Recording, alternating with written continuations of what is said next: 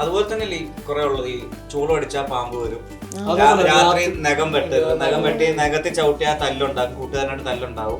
ഒരിക്കൽ തലമുട്ടിയ ഒരിക്കൽ കൂടെ മുട്ടണം, അല്ലെങ്കിൽ കൊമ്പോളയ്ക്കും. സുബ്രഹ്മണ്യത്തിലുള്ള സാധനം മനോഹരമായ മഴയും വെയിലും കൂടി ഒരുമിച്ച് വന്നു കഴിഞ്ഞാൽ നമ്മുടെ അവിടെ ആ കോമ്പിനേഷൻ ആണ് നോക്കുമ്പോഴത്തേക്ക് വർക്ക്ഔട്ട് ആവുന്നത്.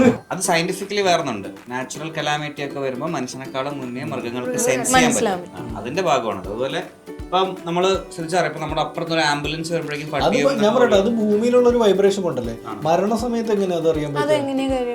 എന്തോ ഉണ്ടല്ലോ. ഞാനിപ്പോ ഇങ്ങനെ കൈവച്ച് ഇങ്ങനെ ഇരിക്കുക, അപ്പൊ സച്ചിൻ ഭയങ്കര അടിയായിരിക്കും, 6 or 4 അനങ്ങൂല. ഞാൻ ഈ പൊസിഷനിൽ നിൽക്കും ചെയ്യും. ചില കളികൾ മോശം കളികൾ കാണുമ്പോ ഞാൻ കാണുന്നോണ്ടായിരിക്കും ഈ കളി നമ്പർ 13